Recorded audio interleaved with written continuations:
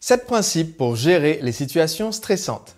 Aujourd'hui, j'aimerais vous parler d'un livre qui a beaucoup impacté ma façon de communiquer quand je suis dans une situation stressante. J'ai déjà mentionné ce livre dans son édition anglophone auparavant, mais ce livre existe maintenant en français. Il s'agit de Conversation cruciale, un livre de 4 auteurs, Patterson, Greene, Macmillan et Switzler. Et en fait, j'ai déjà abordé le sujet du livre Crucial Conversations et je pensais à l'époque qu'il n'existait pas en français, mais Katia Birac et Dagmar Doring-Riva qui ont en fait contribué à publier, à avoir ce livre publié en français et qui s'occupent de Vital Smarts, donc la société qui publie ce livre, m'ont envoyé l'édition française en me disant « Mais Sébastien, ça existe !» Donc déjà merci pour le cadeau. Et ensuite, j'aimerais partager donc dans cette vidéo les 7 principes clés qu'on peut retrouver dans ce livre. Donc cette vidéo est complémentaire à une autre vidéo précédente que vous pourrez trouver en cliquant sur la petite miniature qui vient d'apparaître ou dans le lien que vous allez trouver en commentaire. Donc voici 7 principes pour pouvoir vous préparer et gérer, communiquer quand vous êtes dans une situation stressante, une situation de conflit, qui peut être une situation de conflit émotionnel, que ça vienne du secteur personnel ou professionnel. Par exemple, vous devez négocier avec un partenaire parce que vous voudriez revoir les conditions du contrat qui vous lie à ce partenaire. Vous devez négocier, vous êtes un prestataire et vous devez négocier votre tarif avec un client qui travaille avec vous de longue date. Vous êtes un employé, vous voudriez aborder un sujet sensible avec votre patron, ou alors vous êtes le patron et vous voudriez aborder un sujet sensible avec votre employé. Eh bien, il y a un certain nombre de petites choses que vous devriez faire dans cette communication pour qu'elle se déroule bien et aussi qu'elle vous permette d'atteindre un objectif positif à la fin. Première étape pour gérer ce genre de situation, c'est écouter votre cœur. Qu'est-ce que ça veut dire? Ça veut dire que dès que vous constatez que la situation peut s'avérer être une situation de stress ou de conflit, donc soit parce que vous anticipez une conversation que vous allez avoir, soit parce que vous êtes dans une conversation avec la personne qui peut être votre associé, un partenaire, un prestataire, mais qui peut aussi être votre conjoint, vos enfants ou un voisin, quand vous sentez que la situation peut être houleuse ou est déjà houleuse, la première chose, c'est de se concentrer sur ce que vous voulez vraiment. Donc dans le livre, il pose un certain nombre de questions qui sont premièrement se demander est-ce que mon comportement reflète ce que je veux?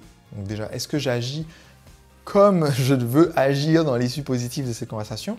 Et ensuite, qu'est-ce que je veux vraiment pour moi, pour les autres et dans la relation que je vais avoir avec cette personne? Donc ça nous permet d'éviter ce que les auteurs appellent le choix irréfléchi, c'est-à-dire juste de repartir sur les nerfs, sur notre réaction spontanée, instinctive, parce que quelqu'un nous a touché la corde sensible et que du coup on réagit au quart de tour sans avoir réfléchi qu'en fait c'est pas ce qu'on voulait vraiment dire. Donc plutôt que de se retrouver à devoir faire des excuses plus tard parce qu'on a dit quelque chose qu'on a regretté, eh bien la première étape c'est du coup d'écouter notre cœur pour savoir qu'est-ce qu'on veut vraiment à l'issue de cette conversation. On ne veut pas écraser l'autre, on ne veut pas juste se défendre et se repasser sur l'offensive. On veut une autre issue, on veut une issue positive qui nous convienne à nous et qui convienne à l'autre aussi. Deuxième étape, c'est apprendre à observer. Alors dans le livre, apprendre à observer, c'est quelque chose de vraiment très spécifique parce que ce qu'ils veulent dire par là, c'est repérer que la conversation devient cruciale. Autrement dit, repérer du côté de l'interlocuteur les signes de tension, peut-être même de violence. Donc ça permet d'éviter justement de tomber dans ce conflit et de repérer chez nous aussi les signes qu'on est sur le point de s'enflammer. Donc c'est une étape cruciale parce que si vous avez beau apprendre toutes les techniques de communication du monde, par exemple, je connais de nombreuses personnes qui souscrivent à la méthode de Marshall Rosenberg, donc la CNV, la communication non violente, qui est une superbe méthode et qui en fait, si vous souscrivez à cette méthode, vous allez retrouver beaucoup de points communs avec ce que j'explique par rapport à ce livre. Donc c'est vraiment important d'adopter une de ces méthodes, mais je connais beaucoup de personnes qui se sont formées à ça et parmi ces personnes-là, il y a des personnes qui, bien que disposant de l'outil, de la technique de communication, eh bien, ne s'en servent pas quand il y aurait besoin parce qu'il leur manque cette petite capacité de discernement et d'observation.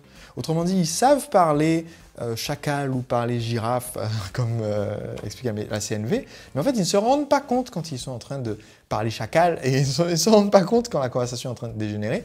Donc, ça ne déclenche pas le petit système comme ça qui dit « Ok, oh là, il faut que j'applique la méthode. Donc, apprendre à observer, c'est une étape pour moi qui est cruciale parce que sinon le reste ne sert à rien parce que vous ne serez pas capable de démarrer la suite de la conversation sur de bons auspices.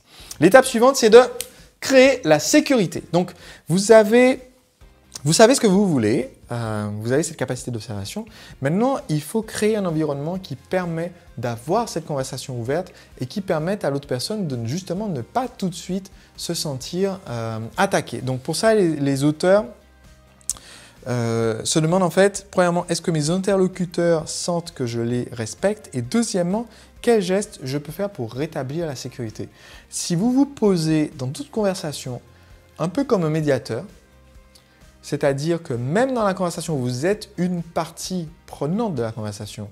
Vous avez cette petite partie de votre cerveau que vous gardez réservée à être le médiateur de la conversation, eh bien ça permet d'éviter justement que les esprits s'enflamment parce que ça vous permet de dire, écoute, là par rapport à ce que tu viens de dire, je sens que ça déclenche des choses chez moi, ça vous permet de dire à l'autre personne, écoute, je sens que ce que j'ai t'ai dit t'a peut-être froissé et ça vous permet du coup d'être la personne qui prend du recul plutôt que de mettre la responsabilité sur l'autre qui peut-être lui n'a pas lu conversation cruciale.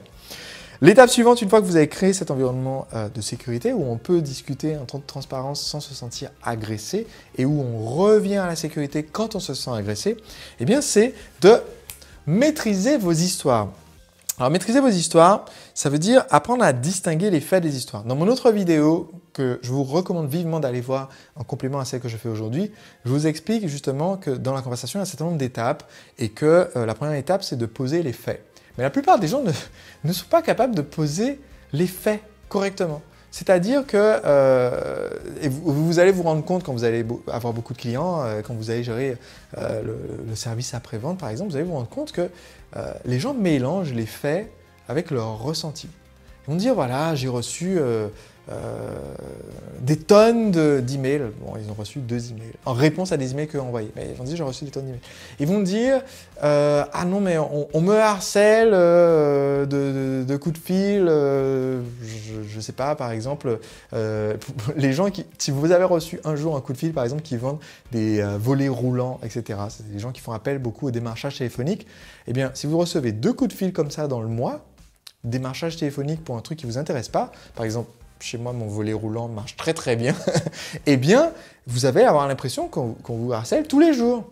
Même si, en fait, vous avez reçu un coup de fil au début de l'été en juillet et un coup de fil à la fin de l'été. Donc, vous mélangez des faits avec des histoires. Dans une conversation personnelle, ça revient à dire à la personne, mais voilà, tu me dis toujours X, Y, Z. Ou tu ne me dis jamais X, Y, Z. Et mesdames, vous êtes beaucoup plus coupables de cela que les hommes, mais nous aussi, ça arrive qu'on le fasse. Donc, mélanger, en fait, transformer en absolu et en superlatif des choses qui se sont peut-être produites, mais de façon ponctuelle. C'est un biais qui fait qu'on va d'un seul coup avoir une phrase qui est très émotionnelle, mais qui fait que la personne en face va se mettre instantanément en conflit parce que bah non, je ne dis pas tout le temps ça, la preuve hier je ne t'ai pas dit ça par exemple, je ne dis pas jamais ça, la preuve je te l'ai dit ce matin, mais ça bloque la conversation quand vous partez comme ça et que vous ne distinguez pas les faits des histoires. Donc on est à ce 4e principe qui était de maîtriser les histoires. Le 5e principe, maintenant que vous avez, donc vous démarrez la conversation, vous savez quels sont les faits, mais il faut quand même, au-delà juste des faits, être capable d'exprimer vos pensées. C'est le 5e principe et c'est là que vous allez utiliser la méthode dont je parle dans l'autre vidéo qui commence par exprimer les faits et ensuite qui exprime comment nous on a ressenti la chose et qui explique en fait ce qu'on veut, qui encourage l'autre à répondre. Donc c'est développé en détail dans le livre et je l'explique en détail dans mon autre vidéo. Maintenant le truc c'est que vous saviez ce que vous voulez, vous êtes capable d'observer pour l'autre pour voir ses réactions et de vous observer vous-même pour garder cette sécurité.